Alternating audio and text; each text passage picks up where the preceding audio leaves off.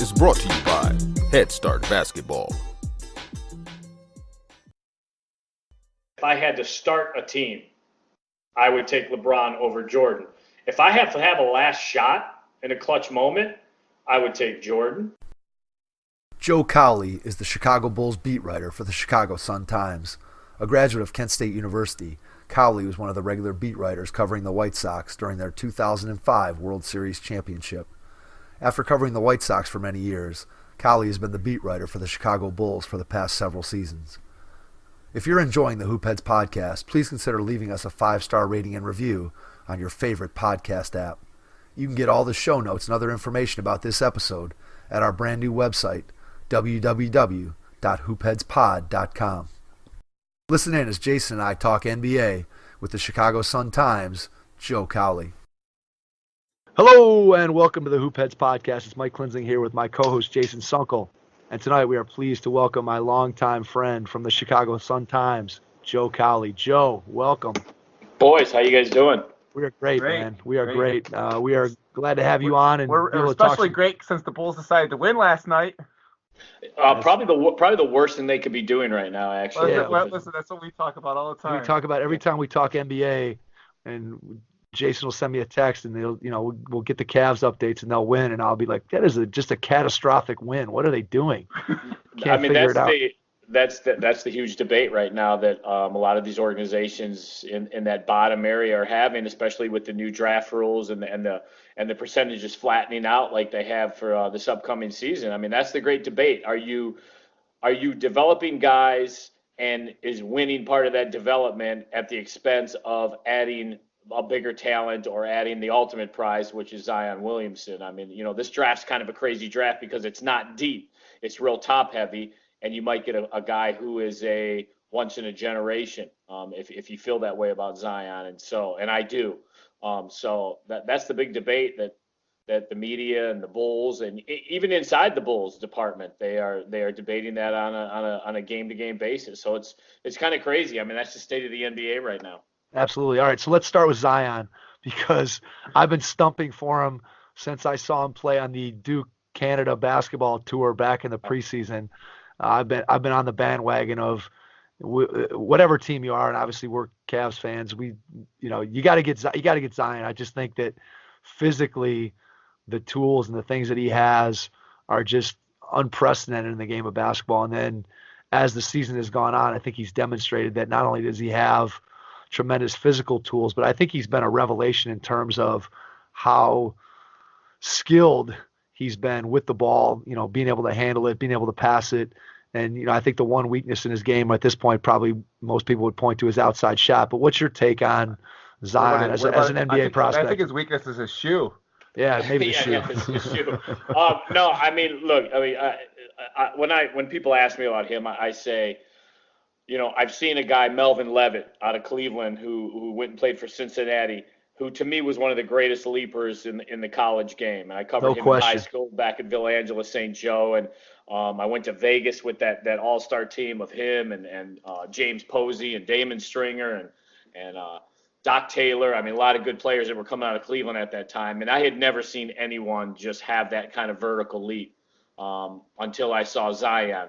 Well, the difference is now you put that in a Larry Johnson type body with a Sean Kemp type explosiveness around the rim, and you have something that the college game has never seen in one package. You can't say, well, this guy reminds me of Zion, or this guy reminds me of Zion, because he is something that is so unique.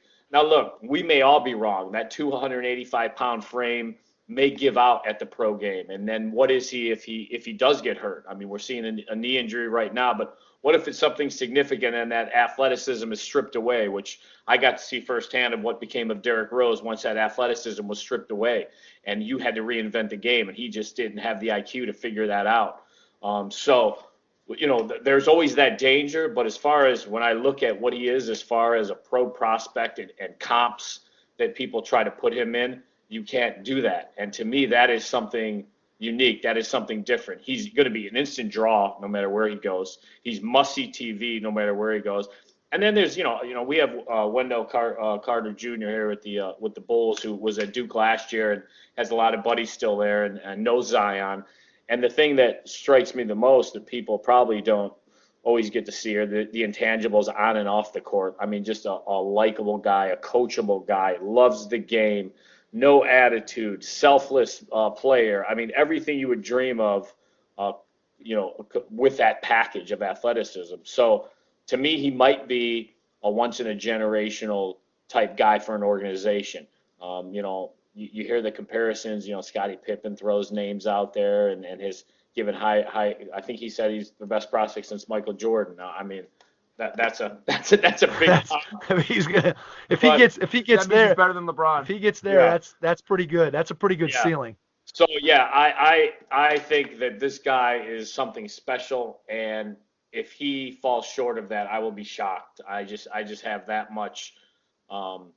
And like I said, because of the intangibles and because of the other things. And then, you hear some people here in Chicago, well, if they get the number one pick and they get lucky and they jump and do get that number one pick, well, where is he going to play? They've already got Lowry Markin and they traded for Otto Porter. You know what? He plays wherever he damn wants to. That's right.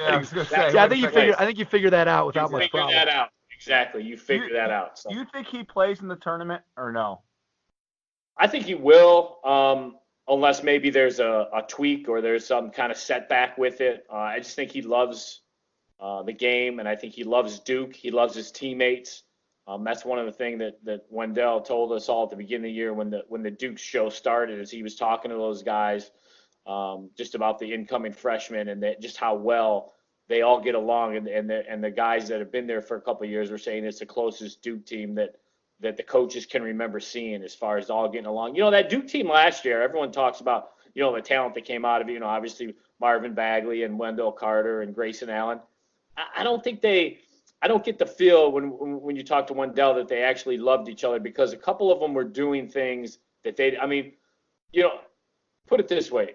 No one knew what Wendell Carter really was until you got him in the private workouts, because he sacrificed so much for Marvin Bagley and was asked to do so much for Marvin Bagley. He gave up a lot of offense, and that's one thing when you're evaluating the college game these days, because the game is so overcoached and because the system could be so overwhelming to a guy, or as far as putting him in a box and taking him out of his comfort zone. Lots of times you really don't know what these guys are as far as a pro prospect till you get your hands on them and you get them in that camp or that private pro workout, or you get them in the Chicago draft camp and you start measuring the intangibles and actually see them compete with some freedom. So I think that was the big thing that surprised us about Carter, is how athletic he was, because all we knew was that Duke team started off man-to-man and had to switch to zone. So someone was at fault. Right. And then you start looking around and saying, all right, who is it? Guard the spot? Exactly. Yep, right. And so, that's one thing that people have to be careful about when they're evaluating that college to pro jump is, what are you watching exactly on those Saturdays and Monday nights on ESPN? I mean, the game's so different. It's so different, especially I think the difference is even bigger now because of just the volume of threes that are being shot in the NBA and the spacing on the floor. Again, if we go back to Zion, you put him in an NBA game where the floor is more spread and he's not, facing a 2-3 zone where he's got to go through 2, 3, 4 defenders in order to score. And now suddenly, okay, who's guarding him? I mean, you put a big guy on him and he's going to take him out on the floor and just go by him. And you put a smaller guy on him and come on, he weighs 290 pounds and, he jumps over anything that's in his path. To me, it just makes complete sense that he's going to step right in and be able to be super effective. And just, again, I'm with you 100%, Joe, that I think that he's a can't miss. I mean, barring injury, I just don't see how he doesn't succeed at the highest level. I'll be curious, and I don't know if you what your thought on this would be, but the trend is right now. Obviously, we just saw the most recent dunk contest. Guys that are stars don't participate. It's hard to believe that he wouldn't participate in at least one dunk contest in his rookie year. It would be, and I think it would just be incredible to see what he would pull off. Yeah, and it's in Chicago next year, so the All-Star game. So trust me, and Zach LaVine won't come out and say it yet, but there's a lot of pressure for him to be in that dunk contest, go back and reclaim what to me was one of the best dunk contests ever between he and Gordon that year, which I think was better than Jordan and Dominique, which to that time had been the best one. So I mean, you put Zach in there and Zion, come on. I mean, that's must-see TV. I mean, that would actually make me excited about the dunk contest. So, yeah, and the other thing, too, that you brought up, there's the thought of, well, where's he going to play? Well, the NBA is positionless now. I mean, there's no the days of he's a power forward, he's a small. No, you know what? There's ball handlers, there's scorers. There's so much versatility, especially with everybody switching now. You have to be versatile. You have to be, Larry Markkinen, they have him at 4 and 5. Otto Porter, they've have him at 3, 4, and he's guarded some 5s. So, I mean, that's just the game right now. And you see with Golden State, that lineup of depth that they put in there at the end. I mean, that's what that lineup's all about, is they're all versatile enough to switch. So I'm not worried about, well, where's he going to play? Or he's a tweener. Is he a 3 or a 4? Or can he be a 5 in a small lineup? You just go out and be a basketball player. It's hilarious that the term tweener used to be such a have such a negative it's such a negative connotation, and now basically that's what everybody wants, is a guy who can slide amongst positions. It's incredible. When I heard tweener, I thought Anthony Bennett, because that's what we heard. That's the first name that made me think of, because when we drafted him, they were like, "Oh, he's a tweener. We don't know where he's going to fit." Well, he didn't fit. How about that? We know where he fits, not in the NBA. Yeah, right. On a couch. That's where Anthony Bennett unfortunately fits. So that pick did not work out too well. Let's put it mildly. So I definitely think Zion is going to be the number one pick. I wanted to ask you what your thought was in terms of, you mentioned some of the situations with, let's just call it generously, the tanking situation. Do you think that the way that they've smoothed out the odds to get the number one pick, do you think that that's made any difference in terms of how any of these teams at the bottom are approaching, these the last few games this season here? Are they trying less to lose, more to win? What's your take on how that's worked out? Well, I mean, the big thing is you want to be in that bottom 3, because then you all have the same odds up front. Where the difference is where you can slide to, and that's what people don't understand. I so many people send emails to me, or you get in these Twitter arguments about people that are, oh, you're making too much of of them winning games and getting upset about it because the percentage is so small. The difference is 14% to 12.5 if you're out of that top 3 and you go to that number 4 spot where the Bulls sit right now. But here's the problem. It's the back end that people don't understand. If you're at 4, you can slip to 8 now.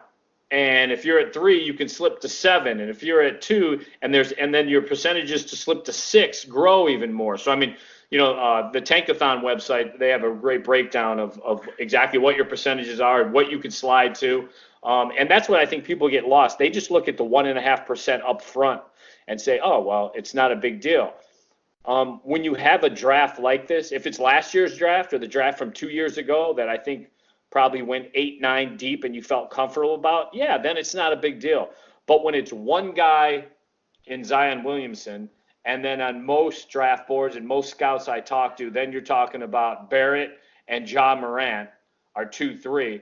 And then you have a huge, because unless something Cam Reddish does that really excites you, because I don't see it. To me, he's a rotation player right now. He's a guy you're going to draft probably 4th overall and won't have any impact on your starting unit. And to me, that's a problem. I mean, to me, he looks like a rotation guy who's a project to eventually become a starter. So that's why when I look at this draft, you can't just say, well, here's the math. You have to say, how does the math stack up to what the mock draft and what these guys can be? Now, look, there's always going to be a guy who's drafted 9th that should have been top 3 when you do the redraft 2 years later. I mean, you have that with Donovan Mitchell. You have that with, you go through every draft and you could find guys like that. I mean, hell, Draymond Green was a 2nd-round pick. So Giannis was 15. Yeah, exactly. So you're going to have that in every draft. But just looking at this draft right now, if you're an NBA team and you match it up with the math, and that's where the debate is. And I think that's why you saw some.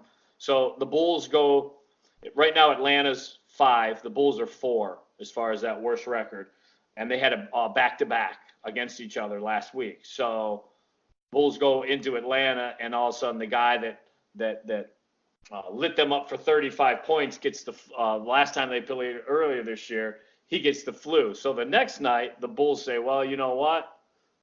Because that game went four overtimes, we're going to worry about load management, as they like to call it. And we're going to sit Otto Porter, who obviously has been, one of their better players. And they were actually also thinking about sitting Chris Dunn, but that was for a different reason. And then Atlanta comes back and wins that game. So I think you had a little jockeying going on there between the two teams, with the Bulls saying, look, we're okay winning games and beating some of the big guys and taking some of the scalps from, the Sixers and teams like that, as long as we feel we're still locked in that 4 spot. But we're not going to go 2 wins over you and jeopardize going to that 5th spot. So I think you're seeing that. And then I had a chance to interview Michael Reinsdorf, the president / owner, on Monday, and I flat out asked him, I mean, what's your kind of philosophy on this? Because I know last year his philosophy was we have to be in that bottom 7 because they felt that's where the draft cutoff was. And right now his philosophy is, look, we have what we think is a cornerstone guy in Lauri Markkanen.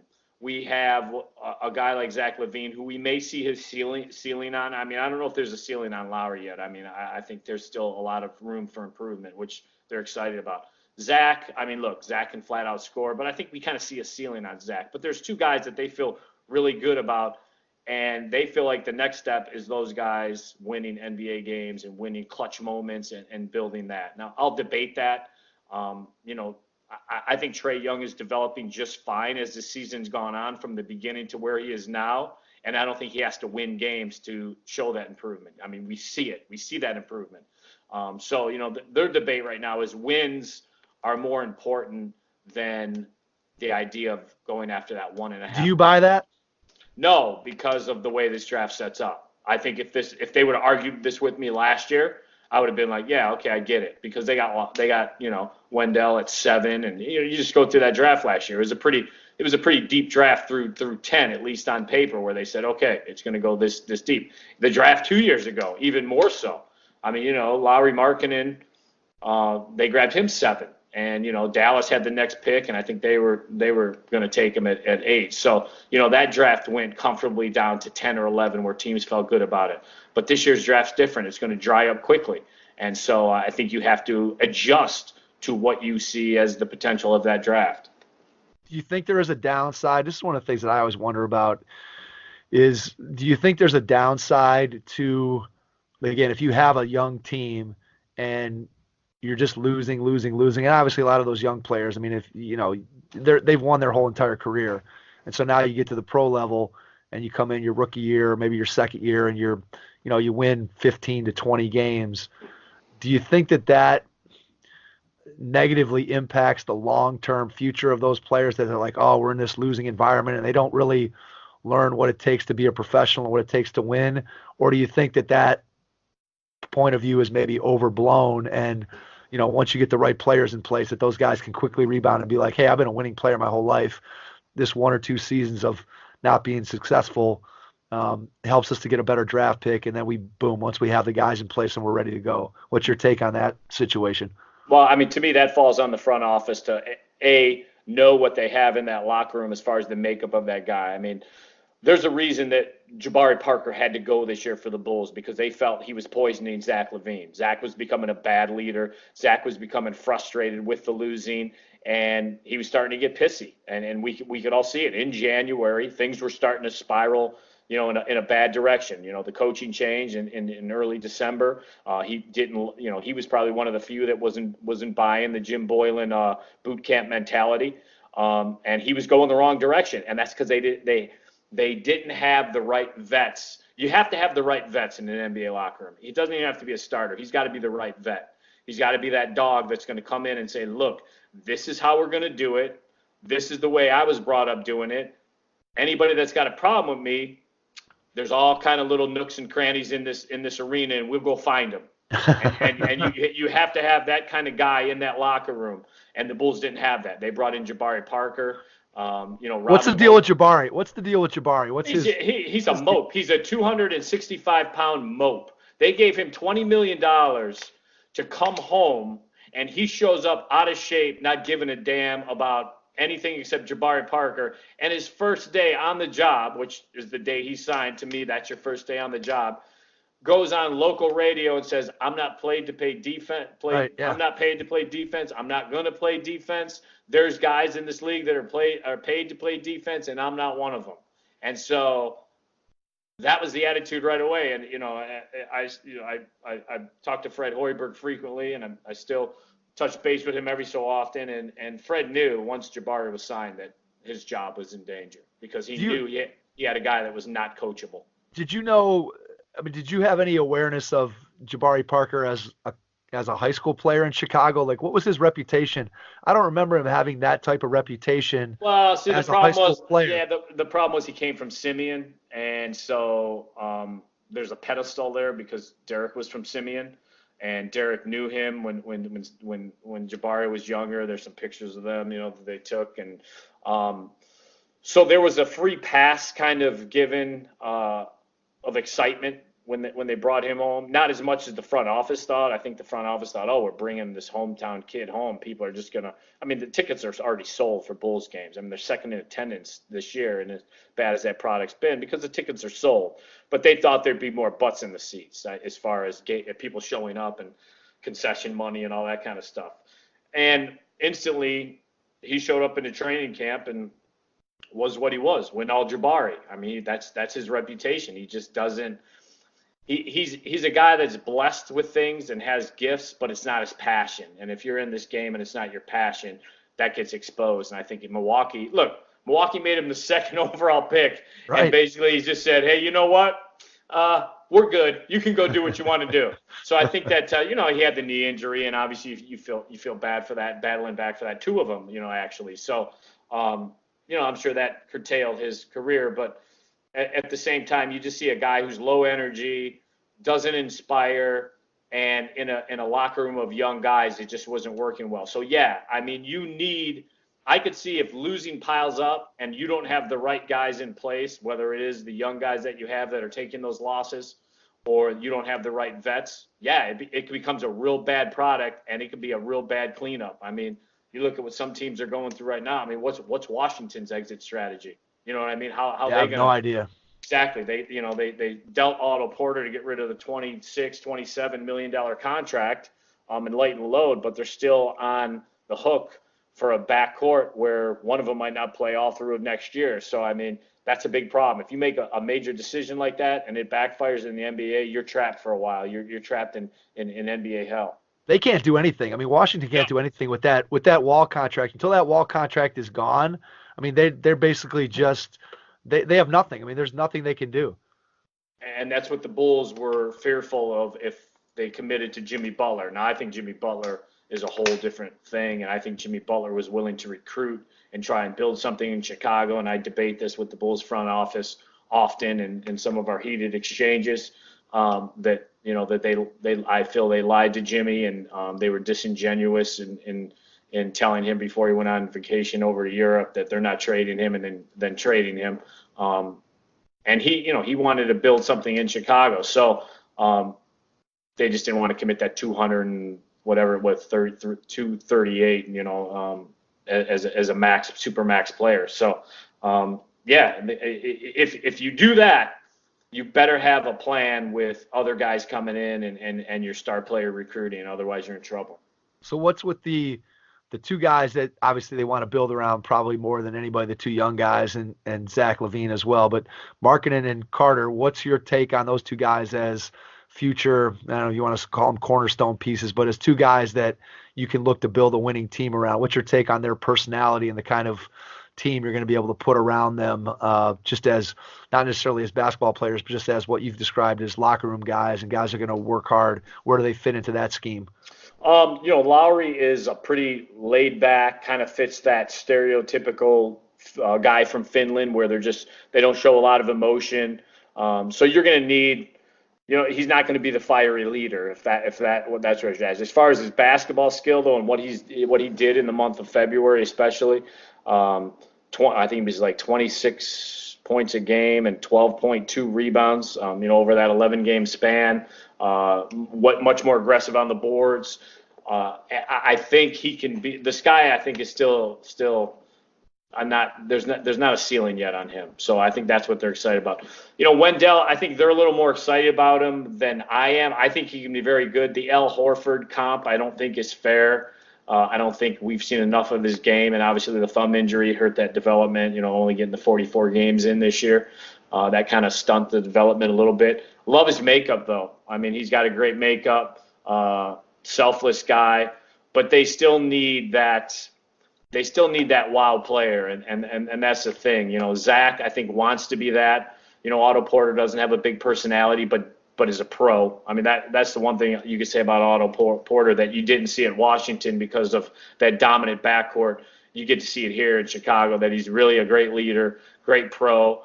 The big thing for the Bulls locker room is now Zach can't say, well, I don't feel like playing defense tonight, or I don't feel like practicing, because you now have a guy that's out there playing defense at a high level in Otto Porter, willing to practice whenever practice is called, and now making more than Zach LaVine. So that's a big deal. Money is a big deal in an NBA locker room.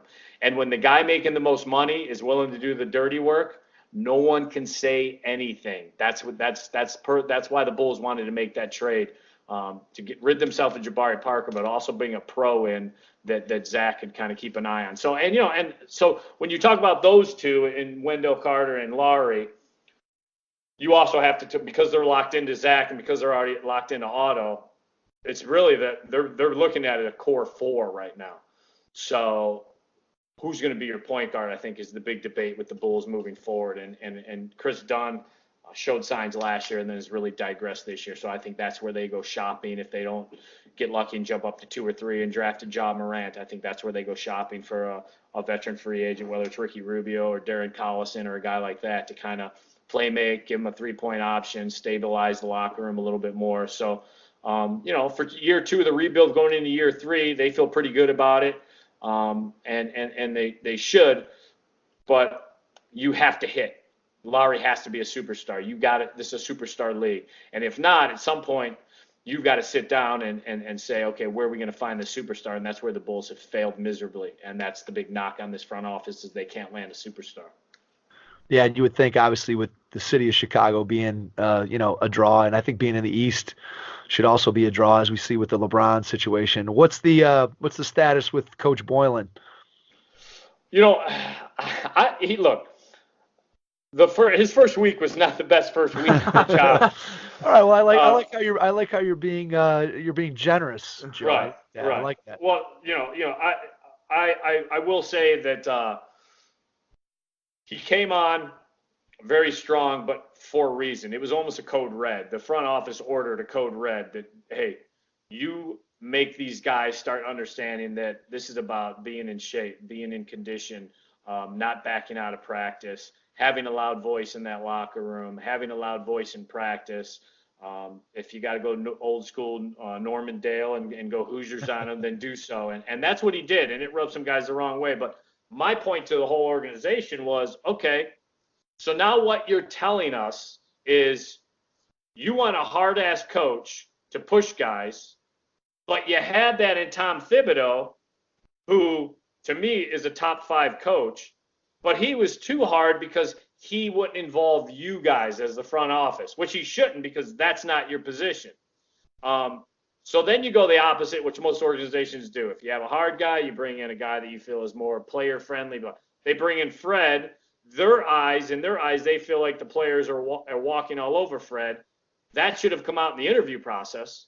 Or if you feel that way, when you're talking to Fred, I mean, look, when you're talking to Fred Hoiberg, all you had to do is say, so what was your background in the NBA locker room? And he would say, well, my best experience was my days in Minnesota, where the players ruled the locker room. The coach didn't have to come in. Kevin Garnett was the alpha. Kevin Garnett made us practice until we all felt sore, and then we go practice again. There were no questions asked. So that's the environment he came from. So he gets a head coaching job in the NBA. What do you think his mentality is? Right, that's what he expects. Yeah, I'm not going to peek my head in the locker room. These guys got to govern themselves. I've got on my roster Jimmy Butler, Joakim Noah, Pau Gasol, Derrick Rose. Why do I have to peek my head in that locker room? He didn't know that he was inheriting an insane asylum because of how the front office turned Derek and Joakim against Jimmy Butler and Pau Gasol, and he inherited a civil war. So from day one, he never really got a chance, and that's what I'll say about Fred is he never got a chance. They brought him in for his offense, and they never gave him players that fit his type of offense. They said they were going young finally, and then all the guys got hurt at the beginning of this year, and before they could even come back, they fired him. So my feelings on Jim are he is aggressive, assertive, asks things to be done the right way. He was assistant under Rudy Tomjanovich. He was assistant under Pop. So accidentally, he had to learn some stuff from those guys. Even if there are a lot of people that aren't big Boylan fans in the city right now. So my whole thing on him is, look, he promised he was going to slow the offense down and make it look bad so these guys learn the basic, and then once they figure that out, he was going to let them run. And he's done just that. Now they're running. They're playing better. He broke the Colts. I mean, that was his job, break the Colts and get them to learn how to be big boy horses. And that's what he's trying to do. So I would say right now he's the right guy for the job. Is he long-term? I don't know that. Is he just a stepping stone coach? I don't know that, but I don't think anybody does. But as far as right now, considering the mess that the front office has put the coaching staffs in, the last 3 coaching staffs, I'd probably say that for right now, he's the right guy for the job. He'll probably be back next year in your mind? Well, yeah, because, they're paying. I mean, you just look at the money. I covered Jerry Reinsdorf for 12 years when I covered the White Sox. And then I jump over the Bulls. And the one thing Jerry hates is paying dead money to managers and coaches. And so he's paying another $5 million to Fred next year. They upped Jim to $1 million this year from his assistant salary. And then he's $1.6 million with incentives next year. So if they were to step away from him in this summer, you're talking about possibly owing 6-6 going into next year without a head coach. And then what's your price to get a head coach? I mean, are you paying out another $5 million a year? So now you're paying almost 11, 12 million just in coaches. Jerry will not do that. So I definitely think that he'll get that nod going into next year, and they'll evaluate from there. Understand. All right, let's jump from the Bulls. Let's talk some general NBA goings on and happenings. The announcement came out today that the Lakers are going to put LeBron on a minutes restriction. What's your take on the whole Lakers debacle that's gone on this year, and just give us your general thoughts on that? Just a complete crap show. I mean, it is what it is. It's they tried. Here's what I'll say. Before LeBron got hurt, you just look at where they were. It's the same argument I made with the Jimmy Butler thing last year. Before Jimmy Butler got hurt, you look at where the Timberwolves were. They were number 3 seed in the West. Before LeBron got hurt, were they number 4 when he got hurt? Yeah, they were somewhere right in there. Yeah. So that shows you the impact of him. And I think, I don't think he's right when he got back, but I think he came back frustrated that these young guys couldn't hold down the fort while he was gone. So you're getting a guy that's frustrated. And look, LeBron is at a point in his career where he dictates. Forget the whole Jordan LeBron comparisons on the court. Off the court, there is no comparison. Jordan's impact on the league was a shoe. LeBron's impact on the league was player power that has never been seen in any sport. So you can't really compare the two when you want to weigh their legacy. If you want to weigh it stats and numbers and championships, that's one thing. But if you want to weigh it as far as impact on the game and impact in the league, not even close. LeBron has been the most important fixture in NBA history just because of what he's done as far as empowering players. And now you're seeing it across every sport where these guys are saying, look, you got Bryce Harper coming out and saying, yeah, next year I want Trout. And Major League Baseball saying, whoa. We don't recruit in Major League Baseball. Yeah, where did that come from all of a sudden? And Bryce Harper's basically saying, guess what? The NBA's been doing it. It's probably the most entertaining offseason of any sport, what the NBA does. So it's about time baseball starts doing it. 365 days a year. Absolutely. Like before it would end in the middle of June, and you wouldn't hear anything. Like, you didn't even care about Summer League. Now you're sitting here, who's sitting courtside of the Summer League game, because that truly matters. It's just crazy. Absolutely. The Team USA, who's playing for Team USA, who were until this year where the league kind of figured it out, and I think the players kind of got sick of it. The funny thing was for years, no player of any kind of power or dominance or wanted to be the player rep. And then all of a sudden, all the big name guys start becoming player reps because they figured out during the All-Star break, you get to go to the Bahamas and all get together. That's where you recruit.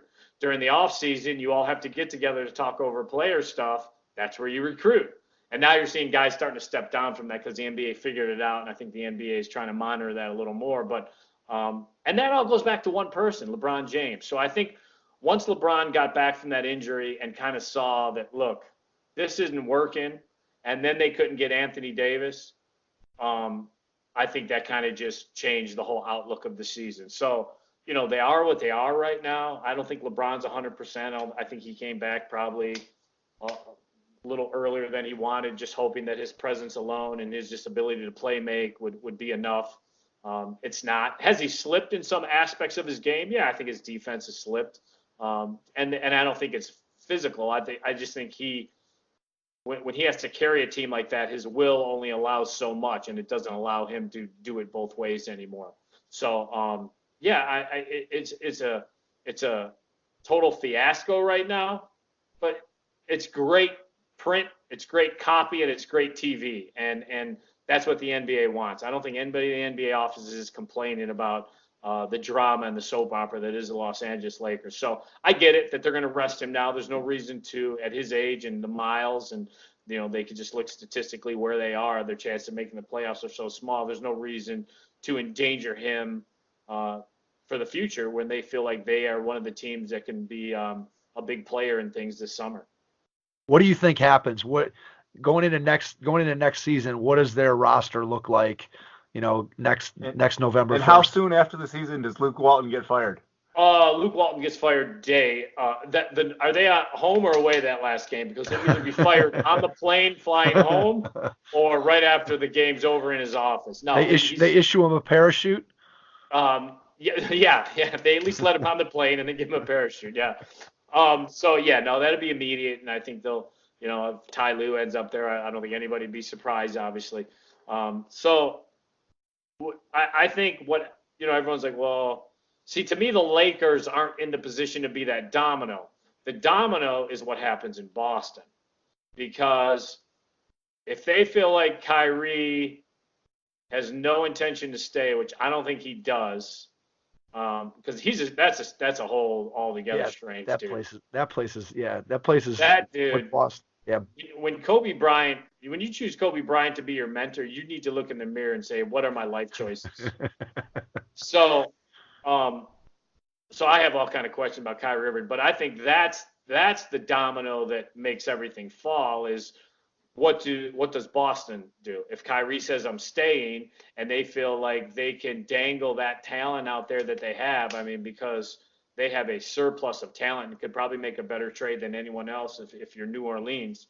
Does New Orleans make that deal, and does Danny Ainge, who is I know Antonio Brown's calling himself Mr. Big Chest, but trust me, Danny Ainge feels like he is the real Mr. Big Chest, and he walks in any room and can convince anybody of anything. So does he feel good enough about going after Anthony Davis and saying, look, you come here and we will make you love Boston. You will sign a long-term deal to stay here because you'll love it so much. So that, to me, that's the first domino, is what happens in Boston. Then the carryover to Los Angeles will be after that, based on what happens in Boston. So I think everything that happens starts with Kyrie in Boston, and I'm just talking about the Anthony Davis thing. Right. What's your gut on what Kyrie does? I don't know. He's a weird dude, so I don't know. I don't think anybody does. If you would have said 3 months ago or 4 months ago, I know that he and I reported this first. This was before anyone broke it. I knew Jimmy Butler wanted out of Minnesota at the end of last season and wrote the whole story. And the Minnesota writers are like, no way. And my whole story was about Jimmy and Kyrie have been plotting about how they can play together for years. So before Kyrie, a month before Kyrie demanded that trade, I wrote a story how Jimmy and Kyrie It was right before. It was during the summer. It was there were rumors that the Bulls were going to trade Jimmy. Then they were telling Jimmy they weren't. Jimmy was getting all kind of text messages from Cleveland, from Kyrie, from LeBron, from everyone. Hey, push to come to Cleveland. Then Griff gets fired. And boom, just like that, Kyrie flips. And because I think he felt like, well, LeBron's not staying now. He flips and he's telling Jimmy, get me to Chicago. So right before Jimmy went on that vacation, I wrote this big story how, Jimmy wants to build the dynasty here. He wants, and the Bulls didn't have the people to get Kyrie, but they could have got a third team involved. And that's what Jimmy wanted. Now, would it have worked out? Who knows? Because the Bulls decided, let's pull the plug. So Jimmy wanted to play with Kyrie 2 years ago. Those two really got along with Team USA. They really liked each other. And so that was the first piece of the puzzle. But now you've got this whole thing with KD and what he wants to do. And now does Kyrie want to go with Kevin Durant? I think that's kind of the unknown. Do those two want to take it to Brooklyn or New York and do something on that Big Apple stage that hasn't been done? And the thing is, both of those guys, there's 3 guys in the NBA that no one has a pulse of because they're just kind of trippy, weird dudes. It's Kevin Durant, Kyrie, and Kawhi Leonard are just 3 guys that you just have they don't have big entourages. They don't have, there's not back channels. There's not things leaking. They have some friends in the league, obviously with Kyrie and Jimmy Butler were being our friends. But it's just hard for stuff to say this is what for sure they're going to do because I think they don't even know what they're going to do half the time. So, do you feel there's any chance he goes to Lakers? No. I think that whole phone call thing was overblown. I think wherever he goes, he wants to be. It's important for him to be the face. That's why the Jimmy Butler thing matches up better because Jimmy doesn't need to be the face. Jimmy doesn't need to put up 30 a night.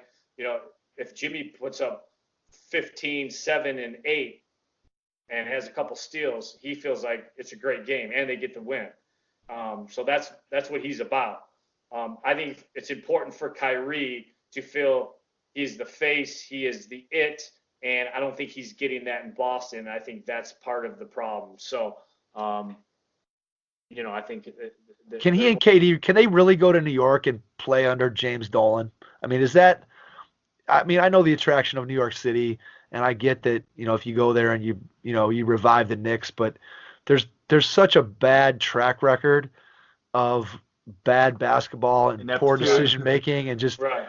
Can you really foresee a scenario where they go to New York and under the tutelage of James Dolan? I just don't see that when they start really looking at it.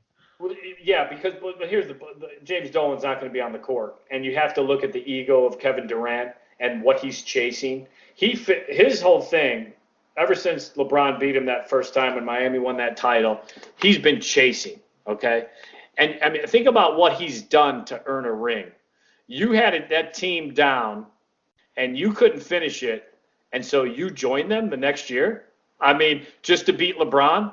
And now that you've beat him and you've slain that dragon, you're still not getting the respect that you think you should get because everyone's saying, well, you're playing with Steph and you're playing with Clay and you're playing with, and now you can't even commit to those guys in your own locker room. And that's what, Draymond Green is the realest dude in this league. Trust me. And when he calls you out and says, dude, you can't commit to us, and I'm going to call you on that and call BS on you all year, that tells you what kind of person Kevin Durant is. That what is he chasing? So do you think it's for a guy to have that mentality of I'm going to join the team that just eliminated me, even though I had them down, so I could finally win that first ring, and then he's still not getting it. So then he says, I got to go bigger. What's the biggest place I can go? The Mecca, the NBA's Mecca. And win there, and then no one can doubt my legacy. I'm the best. And I think that's how Kevin Durant thinks. And so I don't think James Dolan or the curse or all that stuff weighs in his head. I think he thinks, what do I have to do so people finally understand my greatness? And it's go and win in New York on the biggest stage in the NBA. Yeah, I mean, I don't understand the mentality of leaving and going and joining your the team that that just beat you. To me, that just I didn't Well, understand at the time. I continue not to understand it from a player perspective. right. It just Because doesn't make any sense. I mean, I get the positives. I get what he thought he was going to get out of it, but just as a competitive person, I don't see how you battle guys to that level and then all of a sudden you're like, all right, I'm going to come play with you guys. It just doesn't make sense to me. It's kind of like when Ray Allen went to the Heat. there you go. Registration is now open at www.headstartbasketball.com for this summer's Head Start basketball camps. We'll be hosting camps this summer in Strongsville, Westlake, Avon Lake, Oberlin, Brunswick, Highland Heights, Mentor, and Hudson. At Head Start Basketball, we care deeply about making a positive impact on the lives of young basketball players, both on and off the court. It's through building strong relationships with our players, parents, and coaching staff that we are able to use the game of basketball to enrich the lives of those we interact with, both inside and outside of our organization. We believe that our attention to detail, our growth mindset, and our commitment to lifelong learning allows us to help our players achieve their fullest potential. We are passionately committed to providing players, parents, and coaches with everything they need to reach their goals. These core values run through everything we do. Check out our website, www.headstartbasketball.com, and discover why you should attend a Head Start basketball camp this summer. Hope to see you there. Here's the one thing I learned right away when I started covering the White Sox way back in the day. You have this, I covered Ohio State for 2.5 years, so I had that kind of college mentality where everything's just kind of rah-rah for the team. No one's bigger than the team. No one's bigger than the colors. No one's bigger than the emblem on the helmet, whatever sport it was. My first spring training covering the White Sox, the first thing that struck me was how petty these guys are. And I'm not talking about rings. We're not even talking about rings. We're talking about, so say the Nike guy comes, okay? And he goes around to the Nike guys, the big Nike guys that really he cares about, because they may all be wearing Nike, but just because you're wearing Nike, the Nike rep doesn't care about you because you're not doing anything for Nike except wearing your shoe. You're their gamble. But they put these care packages together. Hey, we got you some new stuff. It's not even on the market yet. Nike batting glove. Hey, try out this Nike glove. You can't even use it during games because it's against Major League Baseball, but try it out. Just tell us what we think. And the first thing you do is you watch the eyes of all the other players in the locker room or the clubhouse, and they're like, I want that. Whether it's a piece of jewelry or a new batting glove, I want that. Why aren't I getting that? So that's the first thing you start seeing on that professional level is just how petty these guys are. And now take it to the level that Kevin Durant is at and LeBron is at and these legacy guys. And just think about how that pettiness is now magnified where Kevin Durant had to make a burner account on Twitter, okay, just to try to get in arguments with people and clean up his name. Yeah, how ridiculous is that? I mean, when you really stop and think about that whole situation, it's totally ridiculous that a professional athlete even cares to engage with fans in that kind of dialogue, and two, that I mean, don't you have anything better to do with your time? Well, that's the problem. They have a lot of free time. And that's true. But that's my point of just how petty and how thin-skinned some of these guys are. And so you can't say Kevin Durant is, if he actually was thinking about it logically like we would, step back and say, well, Jim, anything Dolan touches turns to crud, so I'm going to stay away from that, and I'm just going to stay in my Golden State situation and collect rings. That's what the logical person would say. But when you get to that level they're at, where they're looking for something that we can't, as normal thinking people, can't put our hand around and grasp, where they're chasing some kind of legacy and some kind of stamp in NBA history that no one else can touch, New York's the perfect place for him. And that's why I don't think you could discount it, because if you do, you're just thinking logically. If you're thinking like Kevin Durant or try to put your feet in Kevin Durant's shoes, then you start to understand that anything this guy decides is it's possible. It's feasible. It's possible. Yeah, exactly. Yeah, got it. So let's think about this season and talk Golden State a little bit. Do you think there's any way that they get beat barring an injury. If they're healthy going into, let's say, the Western Conference Finals, is there any way that is there anybody that can beat them in the West or whoever comes out of the East? Yeah, I mean, look, I mean, Houston had them where we all know they had him before Chris Paul got injured, and that's the fun storyline right now is can Houston do that to him?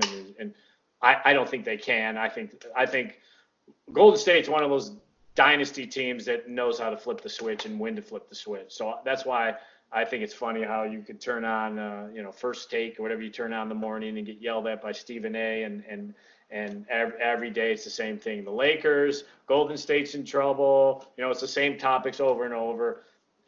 There's one thing about Golden State and the greatness of that team. They have shown that they are a different team when it matters. So, no, I think they're the favorite. I don't think there's a team in the East that beats them. Houston, it'll be interesting, but I think at the end Golden State will win. And look, NBA games are kind of like boxing matches where it's the two boxers. It's all about the makeup of the boxers, and Philadelphia can't beat Boston because it's a bad matchup. It's just schematically a bad matchup. So that's a team they want to probably avoid in that first round and make sure that they don't line up 4 and 5. So Houston matches up well with what Golden State wants to do. But I don't think they do. Until you knock the champ out in 7 games, I'll have to see it, and I don't think there's any team that's going to. What's your take on James Harden? In his play or as a person? Yeah, his play. Like I've said it numerous times on the show. Harden, I mean, he's been fantastic this year, and obviously he's averaging 36 points a game. But I still come back to he's had multiple opportunities over the years in big games to come through and carry his team, and he always seems to come up small. Yeah. And so when I look at Houston, and even if you look at that series last year,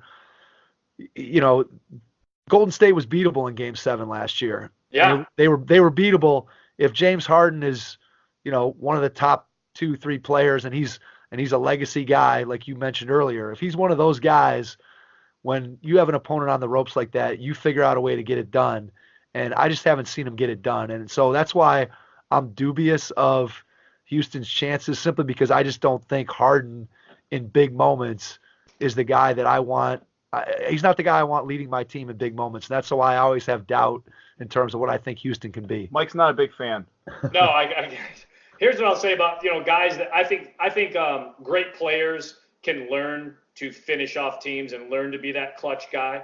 I think LeBron learned it. I think LeBron is shown that he can developed into a clutch guy. But I see what you're saying about James Harden. Look, fantastic scorer, probably gets as many calls as any player I've seen since back when Adrian Dantley was playing. I mean, you flinched and you're anywhere near James Harden. The things he gets away with his dribble are just, hilarious. So, there's definitely some things that he does that I appreciate. Can he win it all? Yes, but I think a lot of things around him have to go well, and I could see him delivering in a clutch game just because he hasn't done it yet. I think when you're that great of a scorer, I don't get into this whole thing of that if you're not clutch, you can never be clutch. I think that's a skill that can be learned.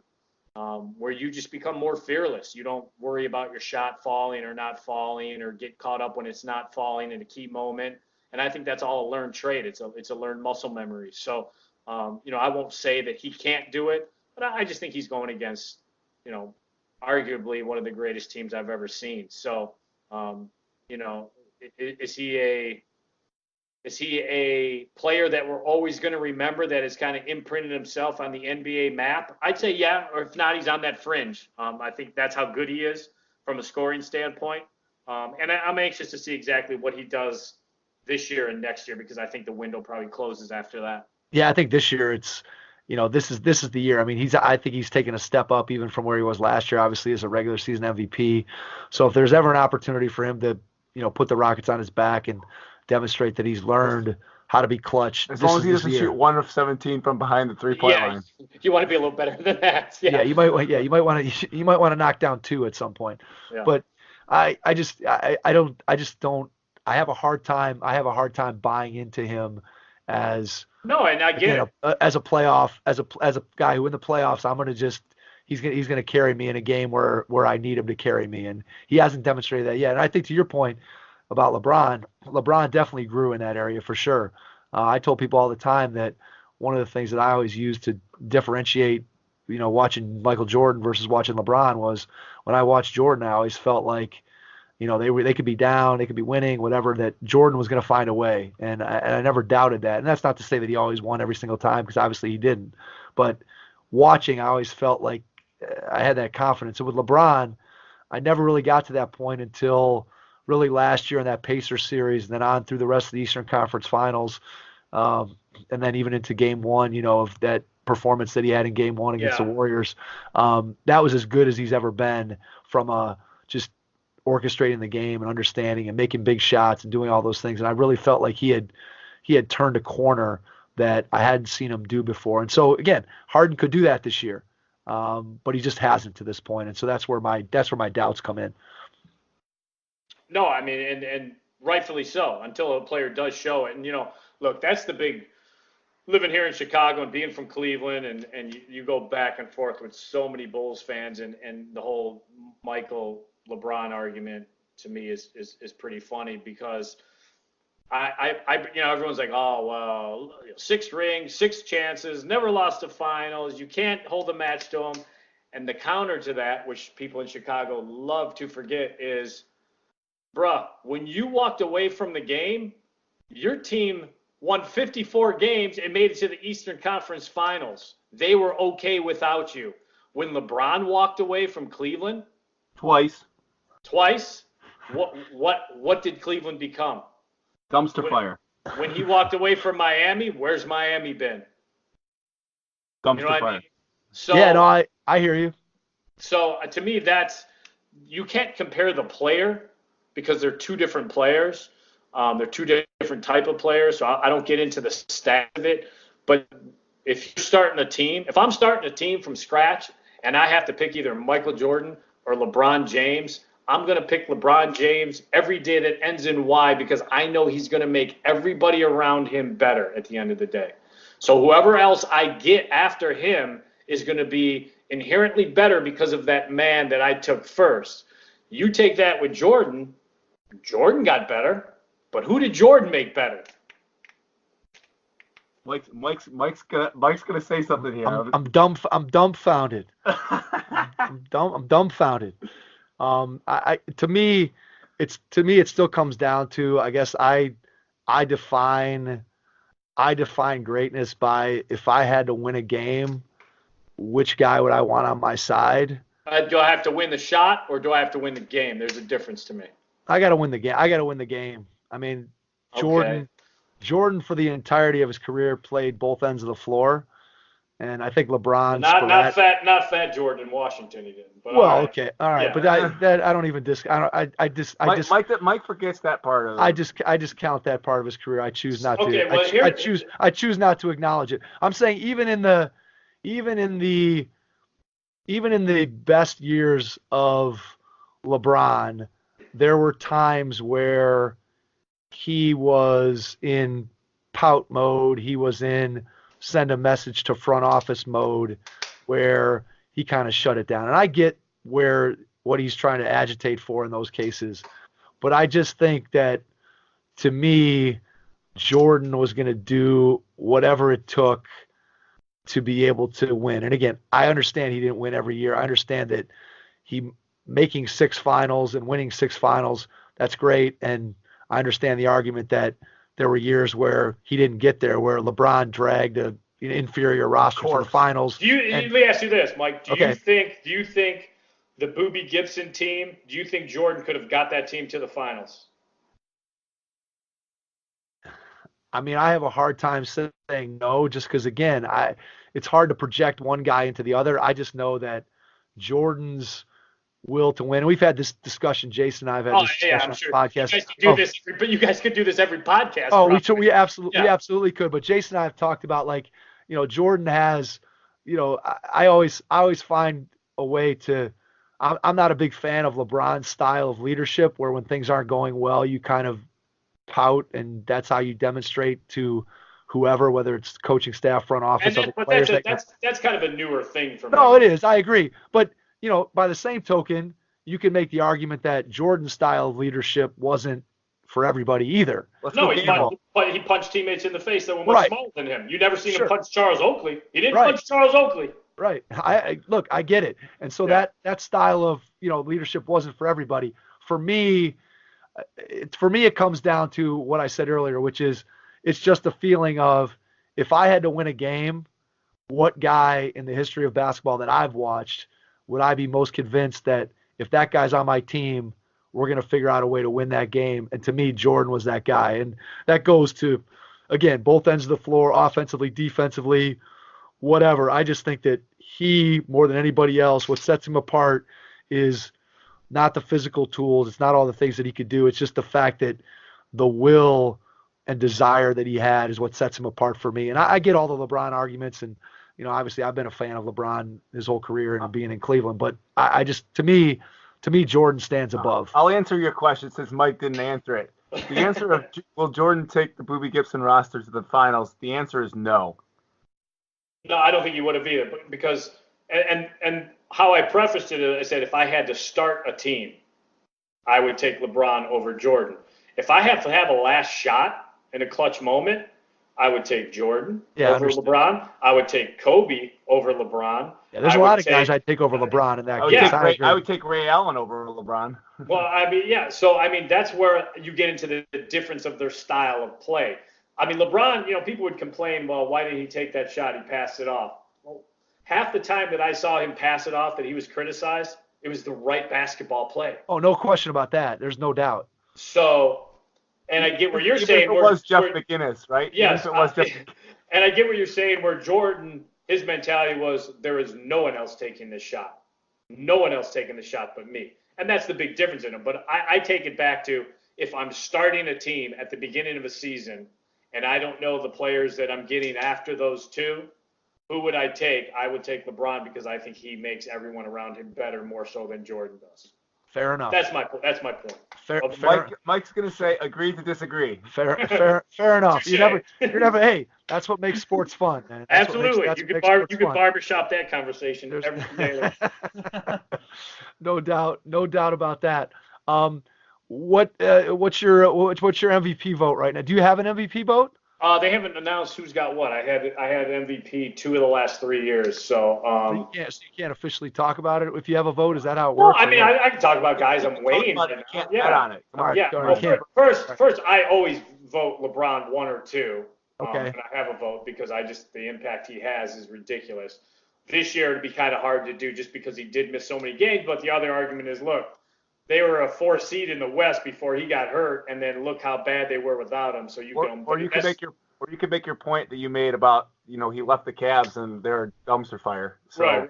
So, but just looking at it right now, I think it's real hard to dismiss what James Harden did when all those injuries happened, and he still kept that thing afloat and helped turn that thing around and kind of have them on that beeline now to be that team that's going to be opposite Golden State in the bracket. So I think logically right now, James Harden probably has to get the nod.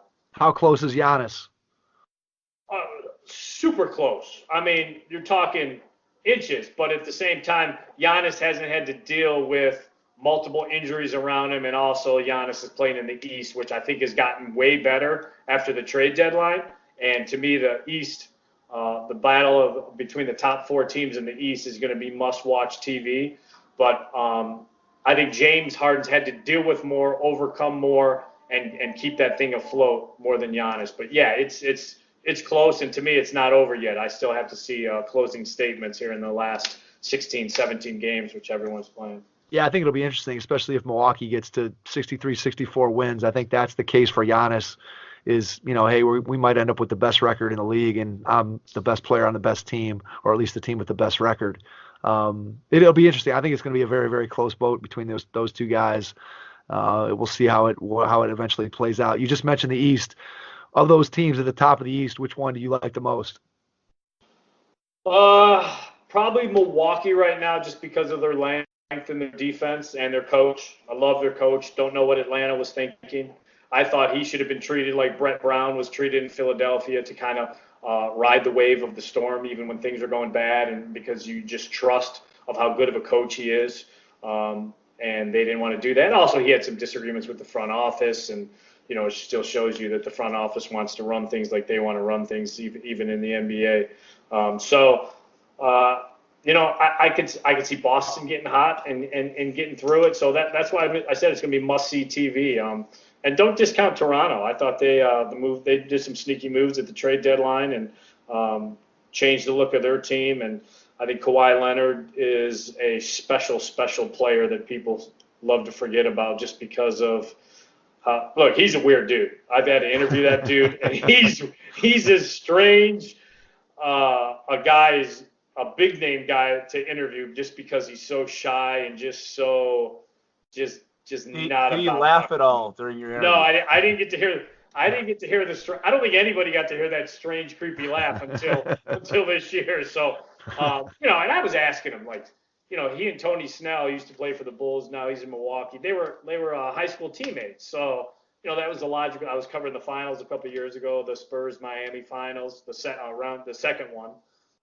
And no one was around him, and then I figured out why no one was around him, including the Spurs writers, because he was an awful interview. So I just started talking about Tony Snell, which I thought he'd be like, that's my guy.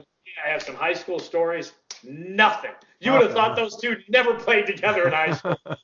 So, I mean, right there kind of showed me, this dude's. So I did a story on him talking to everybody else about how he hates to talk. That was one of the stories I did in the finals. But you can't discount what he's capable of in the playoffs. I think people forget, not only because he sat out last year, and also now that he's in Toronto, which we seem to overlook Toronto just because they're not in the country. But I think we forget how good he is, especially come playoff time, where you're putting in 36, 38 minutes, and the rotation is shorter, and you're getting to see guys, and it's the same teams going at each other, where you can make adjustments, and you could put him on anybody to stop what they're doing. So that's going to be interesting to see. Is don't discount Toronto. Yeah, I worry about Lowry. I'm not a big Lowry fan for the same reason I'm not a fan of Harden. Yeah, I would. Now that's a guy that I look and say he definitely turtles come big moments. I won't. I'm not as strong on the Harden thing as you are, but I'll definitely say Kyle Lowry is a guy that turtles when it's time to be a big boy player. There's just times that he's so apathetic. It's like you're definitely the second best player on your team right now. He just looks like he's kind of just going about floating around out there, not like caring. And we obviously saw it up close and personal with LeBron, like them in the Eastern Conference with the playoffs against LeBron and all that. It was like he was a turtle and he cowered in his shell. Whenever it was like they saw LeBron and they decided to bow before LeBron. That's what that series reminded me of, a team that just decides to bow before the king. And obviously they had to rethink where their organization was going, and I think that's why they saw that opportunity to go after Kawhi, and whether it's a one-year rental or try persuading him to stay, they felt like something major had to shake up, and what many people talking, you had to give up DeRozan because not many people wanted Lowry. So, it'd be interesting to see if Kawhi's presence could help kind of sturdy Lowry come playoff time and give him a little more confidence to not just be that regular season guy. So, again, all kind of storylines once the Eastern Conference playoffs start. Yeah, the East is going to be fun because I think all those teams to some degree are a little bit unknown what their ceiling is. Right.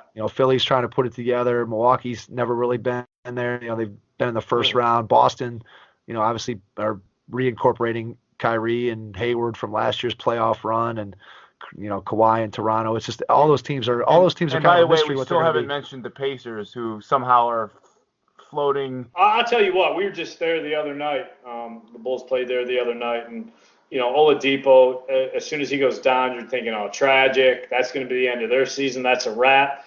And then you actually start watching these dudes, and look, they play as hard as any team I've seen in the last couple months on both ends of the floor. I think that's why the Bulls are looking at Darren Collison. They just love his leadership, his grit, the way he kind of just carries a team and knows when to score, knows the moments, just has that feel of the game. I was impressed with just how hard they play, because the Bulls have actually been playing some pretty good basketball, and it was close, and the Bulls actually took the lead with about 8 minutes left, and then Indiana did what a good team does and what the number 3 seeded team does right now, and just said, okay, playtime's over, and just went to work. And I don't think they're going to hold that number 3 spot. I think Philly right now is a game or a half game behind that. I don't think Indiana's going to finish 4 or finish 3. I think Philly's going to jump up there as long as Embiid gets healthy.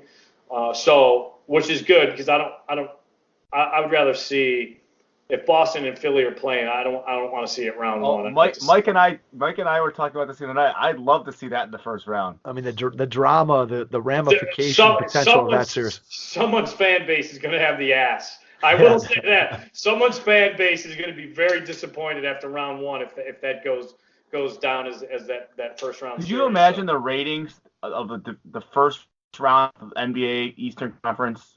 I think it would be probably the best ratings ever. Philly, Boston in the first round. Oh, it'd be huge. I just don't think there's anything that would even be comparable to it. And can Joel Embiid get Al Horford out of his head? Because as much trash as Embiid likes to talk, there's one guy that's his uncle right now, and he can't say anything to. Absolutely, no question about that. All right, hey Joe, let's wrap it up I want to ask you about one more topic, and that is some of the rookies that are in the league this year. What's your take on Bagley and Trae Young and Luka and some of these guys who do you think long term projects to be the best, or what are your take on some of those guys? Well, I was completely wrong. I wrote a whole column just ripping when the Bulls brought in Trae Young for a workout, pre-draft workout, just ripping them that there's no way they could draft this guy. He's Jimmer Fredette all over again.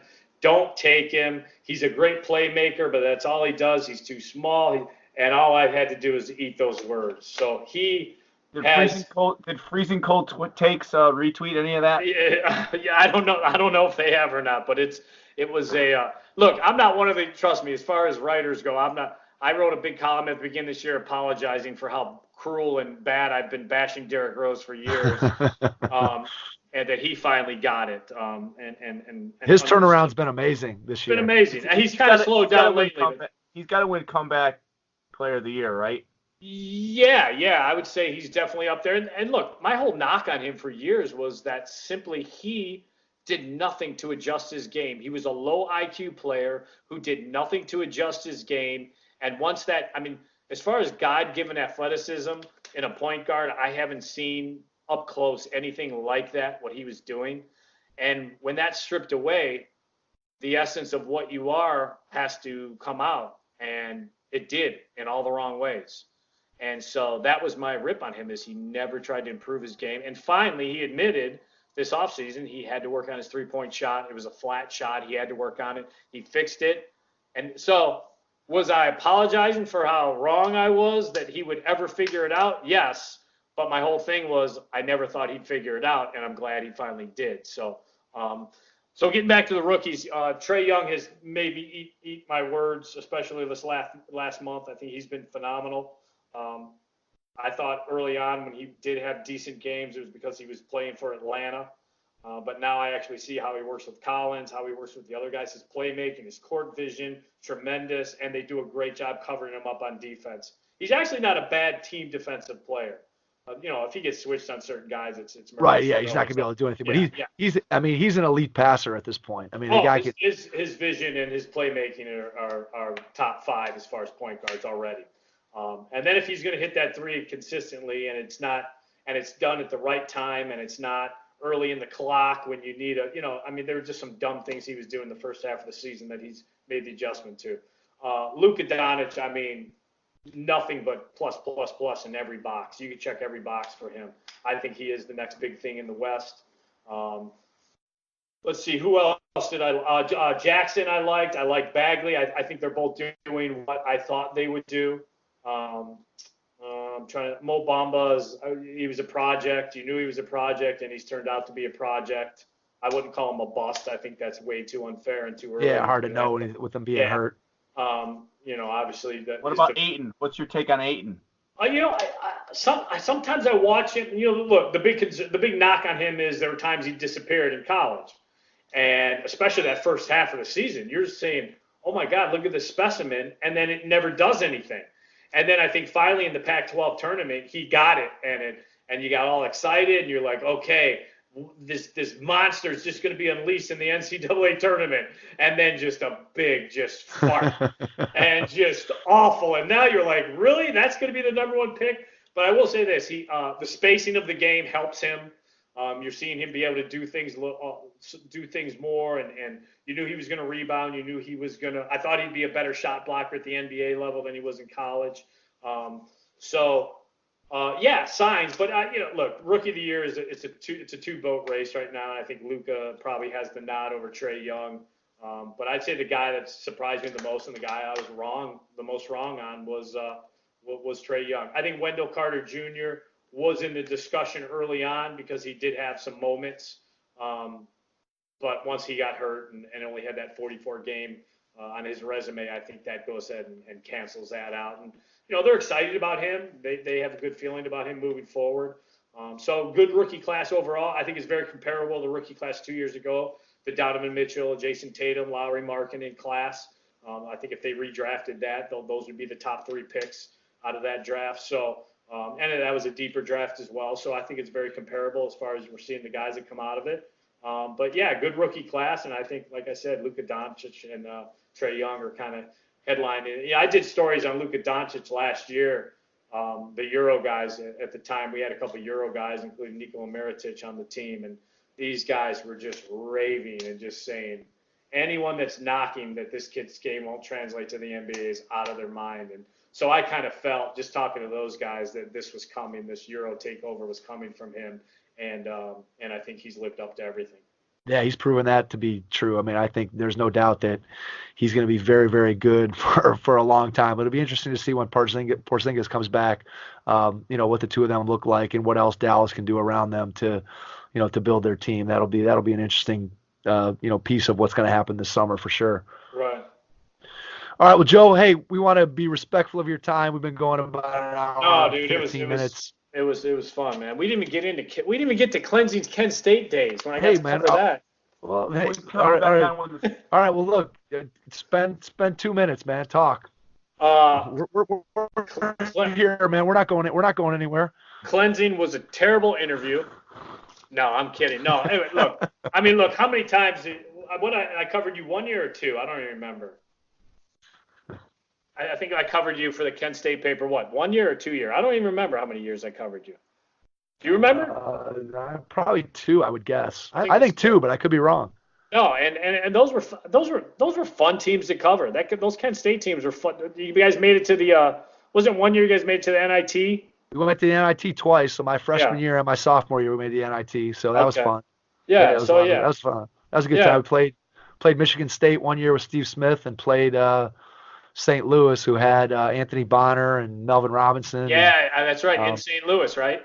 Yep. Yeah, exactly. Yep. Yeah, I remember that game. Yeah. No, it was. To actually, I'm a little older than. Well, I feel like I'm a lot older than Mike, but I'm a couple years older than Mike. So, you kept hearing the stories about once I was out of Strongsville. Oh, this is the next it kid. This is the next it kid, and that I actually said, all right, let me go watch this kid. And Clin's could ball, and Clin's, he showed it on at the high school level and obviously at the college level, and it was a joy kind of watching him be this person that everyone talked about as the upcoming it kid to be the college player he was. So yeah, it was a lot of fun, man. It was a lot of fun.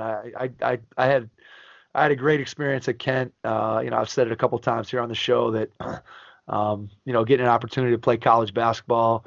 You didn't know coming out of high school, I wasn't really highly recruited, and I had a lot of confidence in myself that I could be able to play at the Division I level if I was given an opportunity. And thankfully, Coach McDonald at Kent gave me that opportunity, and I was able to make the most of it. And I always feel like I had an opportunity to maximize the ability that I was given and have a great college career, get a good education, and it was just it was a good time. I enjoyed my time there, and wouldn't trade that for anything, for sure. I remember Clins came and watched one of our intramural games and said that I set the game back. Like, remember that? I got thrown out of the game. Clins was like, dude, that was probably, I think basketball's been sent back about 20 years after watching that game. That was my highlight of intramural basketball. That'll happen to the bit. Well, here's what I remember about Kent intramural basketball. You'll appreciate this, Joe. So I think it was my freshman year when I got there, and Billy Toole, who played at Kent, was our graduate assistant. And him and I forget, there was maybe a couple other guys that had played previously that were still hanging around campus, and their intramural team was named At Will, which I thought was my favorite. That's my favorite intramural basketball team name of all time, At Will. I love that name. So I remember going and watching. I mean, people would go to watch them play the intramural game. Yeah, I believe it. Because they were big name guys, and they were so good. So yeah, it was. And you know what? Here's the other thing. Forget the LeBron Jordan debate. The big debate that still goes on is who is better, Tucker Neal or Mike Lindsay. Oh no. I don't want to get into that debate too heavily, but that's the big debate that goes on. So maybe I have to use the counter argument to the LeBron Michael Jordan debate, and maybe I shouldn't say that. No, say it. All right, you want me, Joe, to start a team or take the last shot? Both. I'll send you the video of my Brunswick shot, the last shot of my career at Strongsville High from about 35. Game winner at the buzzer, nothing but net. I like it. Do you remember Pat Musa? No. Pat Musa, athletic custodian. He's standing in the background when the shot goes in, and he drops his broom when the ball goes. When my final shot goes in the basket. So that's outstanding. So yeah, I think you got to pick me, but I'm biased. I'm biased. So I got you. I'll go with you. It's been a lot of fun. We can't see some of the stuff that you're putting out there.